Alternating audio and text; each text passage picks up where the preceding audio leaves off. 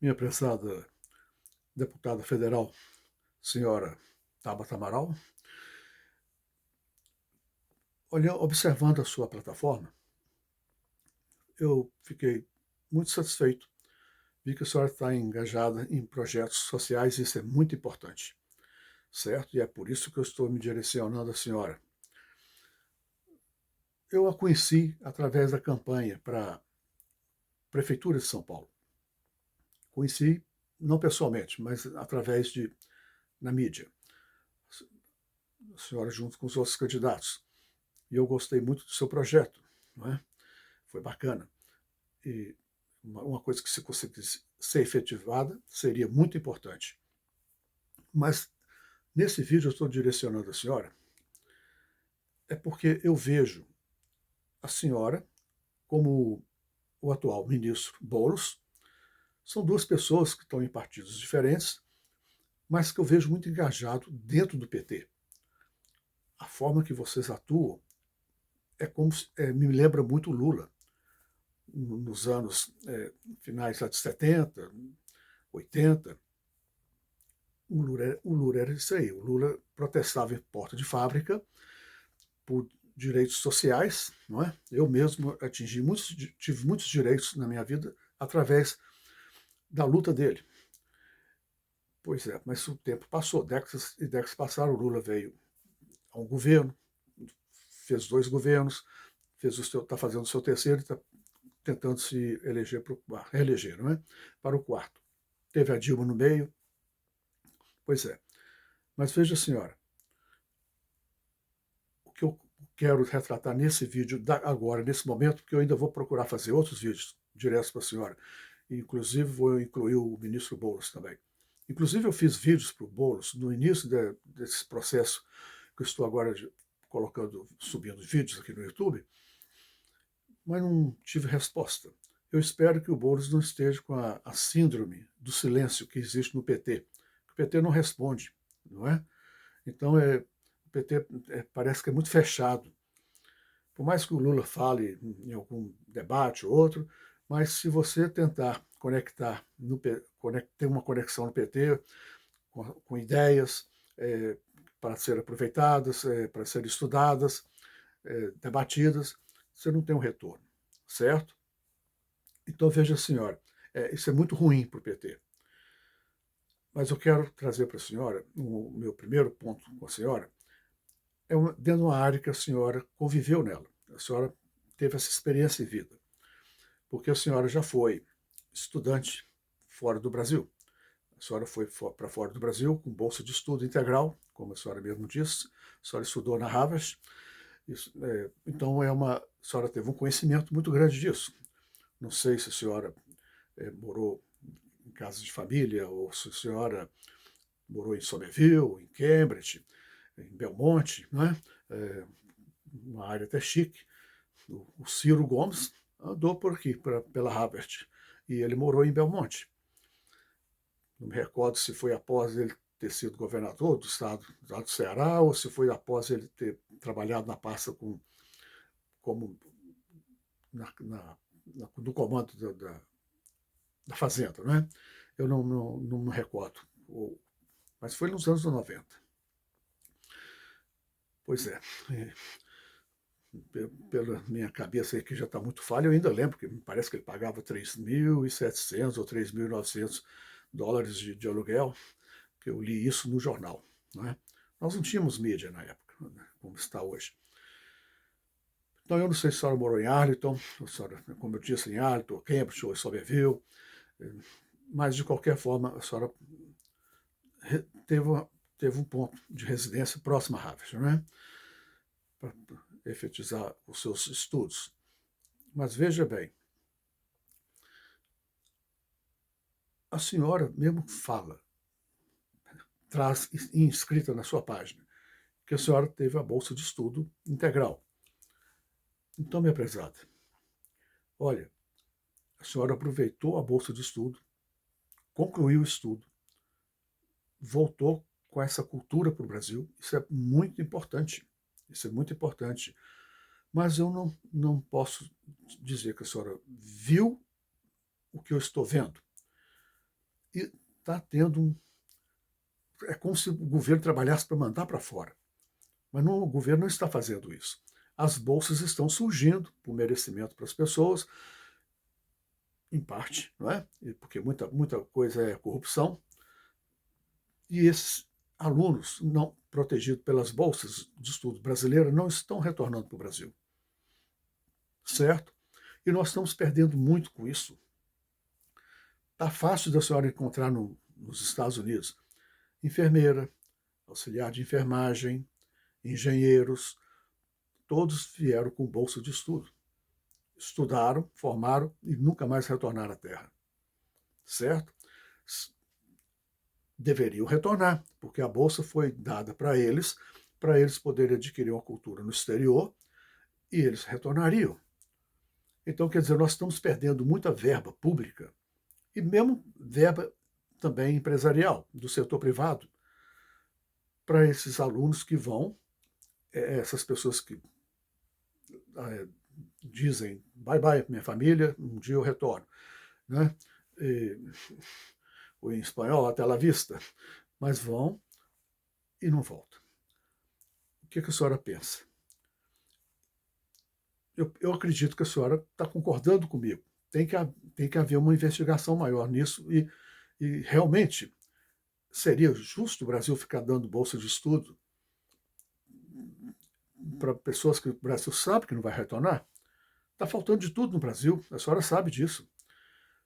Pelo engajamento que a senhora está na área social, em São Paulo, que a senhora, na campanha que a senhora mostrou, que a senhora estava trabalhando nisso, a senhora viu como que a área médica, por exemplo, não é, falta de tudo. Falta bons enfermeiros, falta bons auxiliares de enfermagem, falta atendentes de outras áreas, falta médicos, especialistas, pessoal de laboratório. O Brasil está escasso de tudo isso. Inclusive, se encarece muito esse setor, é onde que os planos de saúde também. Então, para mim ter um plano de saúde, eu estou tendo que pagar uma fortuna, exatamente porque o plano tem que cobrir salários por causa da competitividade que existe no setor médico, por exemplo, não é? Que são poucos, então acaba o plano tendo que pagar muito para esse setor. Minha prezada, pense nisso, porque isso é importante, certo? Trabalhar em cima disso. Eu não estou dizendo que nós não podemos ter nossas inteligências, né? Como foi a senhora e muitos outros, e outros milhares, inclusive, que vão para fora do Brasil e depois que se formam, por lá ficam. E não é só Estados Unidos, a Inglaterra é uma outra praça, e a França também é uma outra praça muito grande, certo? A França, então, inclusive, é na área da cultura cinematográfica, não é? Teatral. Olha como é que está escapando gente do Brasil. Confere, por favor, certo? E aí pode ser que venha a oposição, venham vários partidos para dizer que eu estou coibindo a inteligência do Brasil. Não, eu não estou coibindo a inteligência, eu estou segurando a inteligência. Se eu estou fazendo isso é porque eu estou preocupado com a inteligência que está indo e está me deixando à mercê de tudo. Se eu quero um engenheiro, não acha. Certo? Os bons estão indo para o exterior. Um médico está indo para o exterior. Um enfermeiro está indo para o exterior. E por aí vai. Né? E olha, a área, na física, por exemplo, na química, nós tivemos, a senhora é da área, também formou em física. Veja, astrofísica, né? Veja, senhora, nós tivemos, minha cabeça não tem a data certa, mas é em torno de mais ou menos 6 ou 7 anos, mais ou menos para trás, talvez um pouquinho mais, uma menina que saiu do Brasil com bolsa de estudo, formou na América e se deslanchou, entendeu? E ela, inclusive, estava indo muito bem no Brasil, ela foi convidada. Antes dela ir, ela foi convidada. Ela conseguiu a bolsa e foi, e passou direto em muitas universidades e se formou. E nunca retornou. Retorna para ver família, mas nunca retornou profissionalmente, certo? E o Brasil perdeu uma inteligência, não é? Então, é um assunto muito delicado, é um assunto sério, mas é muito delicado exatamente por esse motivo. que a gente não pode, não é, minha prezada ministra, minha prezada deputada federal, Tabata Amaral, a gente não pode coibir dos outros irem. Né? Todo mundo tem o direito de ir e voltar, é livre, não é?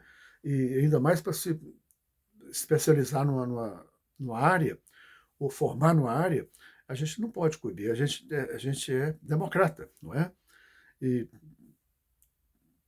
isso não é uma coisa justa, mas nós estamos perdendo. Então deveria haver um debate muito grande para se chegar num denominador comum, como combater isso, ou seja, que continue as pessoas indo, mas as pessoas têm que retornar, entendeu? Porque o Brasil não pode ficar perdendo inteligências, não é? Só para encerrar, lembra que agora no governo do Lula, antes do inelegível assumir, que o governo trouxe, estava na pasta da Dilma, o governo trouxe os médicos de Cuba para ajudar, porque nós estávamos perdendo médicos e estava faltando médicos, pois ali já estava um grande número de gente migrando para os Estados Unidos, do Brasil, certo? E aí o inelegível entrou no governo e pôs fim nisso, não é? Mas então, veja bem, eu como um ser humano, eu lamentei muito de Cuba perder aqueles bons médicos para o Brasil, porque eu falei, aí, ó, está resolvendo o problema do Brasil. Mas pensa bem como é que vai ficar Cuba, que já é destruída pelos Estados Unidos, não é? Completamente destruída pelos Estados Unidos. Então, como é que fica? Vão ficar sem médicos lá? Então, quer dizer, viu a gravidade da situação? O governo tentou agradar a população, tentou resolver um problema sério que nós tínhamos na área médica, mas, em contrapartida, o outro país perdeu, não é? Então, eu vejo as coisas, mas eu sempre ponho o lado humano dentro da história. Por isso que eu lamentei por Cuba. Mas não espero que Cuba tenha sempre seus médicos, e espero que o Brasil tenha sempre seus médicos, e para isso, uma situação a ser corrigida, essa torneira que está aberta de elementos jovens que estão vazando para fora, é grande. E é por isso que eu estou trazendo o conhecimento da senhora. E espero que a senhora aceite essa matéria, por favor, e estude, e converse com os parlamentares em volta do seu ciclo de trabalho, e que a gente chegue na solução, porque isso é muito sério. Tá bom? Inclusive, a senhora pode observar, aqui no YouTube mesmo, digita aí, por favor, enfermeiras chamando brasileiros para trabalhar nos Estados Unidos, médicos chamando brasileiros para trabalhar nos Estados Unidos. Observe que tem gente que não pensa de jeito nenhum, mas pensa longe mesmo do que eu estou pensando. Eles não querem nem saber, minha prezada senhora Tabata, se a senhora, eu, a minha família, a família do seu Lula, a família de todos os 230 milhões de brasileiros, vamos ficar prejudicados. Eles simplesmente chamando os brasileiros para irem para os Estados Unidos. Porque, olha aqui, eles ainda mostram até o cheque, o contra-cheque, mostrando, recebi tanto, paguei tanto de despesa de aluguel, tanto de condomínio, tanto do primeiro carro que eu comprei, tanto disso, tanto daquilo. Sobrou isso. No Brasil eu trabalhava de enfermeiro, não sobrava nada. Então, quer dizer, são pessoas que trabalham contra a pátria, não é? Porque eles estão conseguindo fazer isso, mas 230 milhões de brasileiros estão lutando e não está entregando o Brasil. Isso é que é importante, não é? Ó, já falei bastante. Muito obrigado pela sua atenção, que a senhora disponibilizou em me ouvir. Agradeço muito e espero que a senhora compreenda que isso é uma situação difícil e delicada, mas que tem que ir para a mesa de debate. É muito importante. Muito obrigado. Gente, se vocês gostaram desse comentário, se vocês concordam comigo, que eu estou propondo isso para a deputada Tabata Amaral, por favor, deputada federal, desculpe, por favor, dê um joinha, se inscrevam, para que o YouTube leve essa mensagem à frente e que muita gente no Brasil comece, se vocês concordaram, a pensar como nós, que estamos dentro dessa concordância, certo? Isso vai ajudar muito o Brasil. Muito obrigado. Um abraço para todos.